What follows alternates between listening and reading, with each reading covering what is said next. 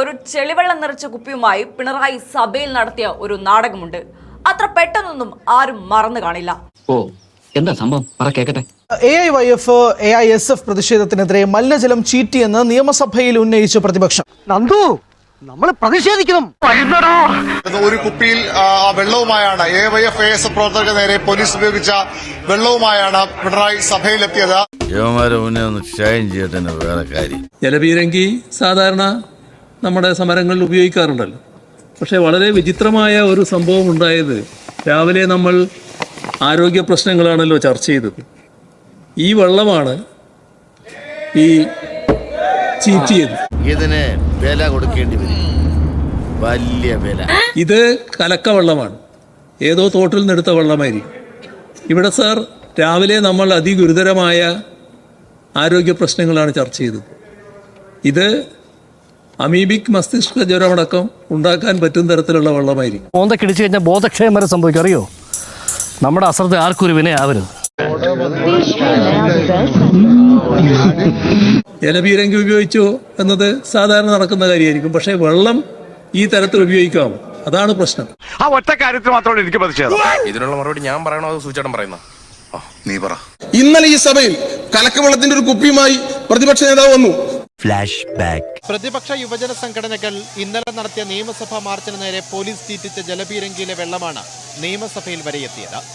ചെളിവെള്ളമാണെന്ന് കാണിക്കാനായി സമരം നയിച്ച കെ രാജൻ വെള്ളം കുപ്പിയിലാക്കി സഭയിൽ കൊണ്ടുവരികയും പിണറായി വിജയൻ അത് ഉയർത്തി കാട്ടുകയുമായിരുന്നു. ചരിത്രത്തിൽ നമ്മുടെ രണ്ടുപേരുടെ പേരുകളും രേഖപ്പെടുത്തണം. നിന്റെ പേര് ഞാൻ നിന്റെ കൂടെ ഉണ്ട്. ഇല്ല, നിന്റെ പേരുണ്ട്. ജലപീരങ്കി ഉപയോഗിച്ചോ എന്നത് സാധാരണ നടക്കുന്ന കാര്യമായിരിക്കും. പക്ഷേ വെള്ളം ഈ തരത്തിൽ ഉപയോഗിക്കാമോ? അതാണ് പ്രശ്നം. ഉറപ്പാണോ? ഉറപ്പാ. മൊത്തം കുഴപ്പമാണല്ലോടാ. ഞങ്ങളൊക്കെ ജലപീരങ്കിയുടെ മുമ്പിൽ ഒരുപാട് സമരം ചെയ്തവരാ. എങ്ങനെയാണ് ജലപീരങ്കി അടിക്കുമ്പോ ഈ വെള്ളം കുപ്പിയിൽ കരുതി വെക്കാൻ കഴിയുക ഞങ്ങളൊക്കെ ധരിച്ചതാണ്. ഞങ്ങളൊക്കെ ചോദ്യം ഉന്നയിച്ചാണ്. ഭാരിച്ച ചോദ്യം ചോദിച്ച് എന്നെ വെറുതെ ബുദ്ധിമുട്ടിക്കണ്ട, പറയുന്ന അങ്ങോട്ട് കേട്ടാ മതി. മെട്രോ മനോരമയിൽ ഇതാ ചിത്രം സഹിതം ഒരു വാർത്ത വന്നിരിക്കുകയാണ്. എന്റെ ലേറ്റസ്റ്റ് ഫോട്ടോ സഹിതം വാർത്ത പത്രത്തിൽ വന്നിട്ടുണ്ട്.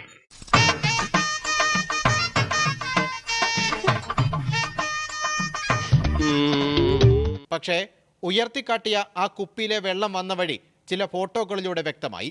ജലപീരങ്കിയിലെ വെള്ളം റോഡിലെ കുഴിയിൽ തളം കെട്ടിക്കിടന്നപ്പോൾ ഒരു പ്രവർത്തകൻ അത് കുപ്പിയിൽ കോരിയെടുത്ത് കെ രാജന് കൈമാറുകയായിരുന്നു. ഇതിന്റെ സത്യാവസ്ഥ പറയാൻ അവരാരും ഇങ്ങോട്ട് വരാൻ പോകില്ലല്ലോ. ആ ജലപീരങ്കി അടിച്ച വെള്ളം റോഡിൽ തളം കെട്ടി നിൽക്കുകയാണ്.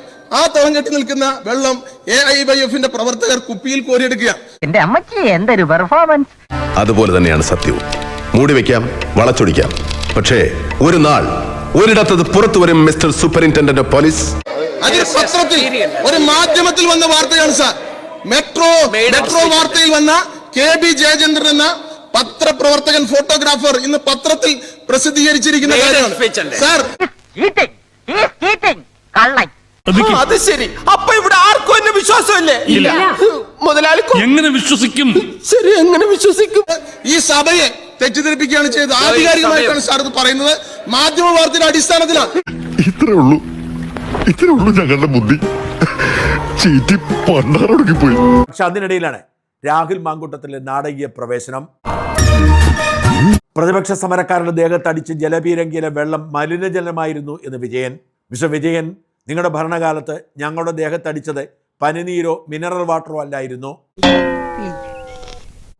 പ്രതിപക്ഷ യുവജന നേതാക്കളോടാണ്. 10 കൊല്ലത്തിന് ശേഷം ആദ്യമായി തെരുവിലിറങ്ങിയത് കൊണ്ടാണ് ഈ ചൊറിച്ചിൽ. അതങ്ങ് ശീലമായി. ലക്ഷക്കണക്കിന് ആളുകളിലേക്ക് എത്തിയ ഈ ഫേസ്ബുക്ക് പോസ്റ്റിന് പിന്നാലെ പിണറായി വിജയൻ ടാങ്കറിൽ കയറി ജലപീരങ്കി പ്രയോഗിച്ച് വെള്ളം ശേഖരിക്കുന്ന ദൃശ്യങ്ങളൊക്കെ വെച്ച് ട്രോളുകൾ ഇറങ്ങി.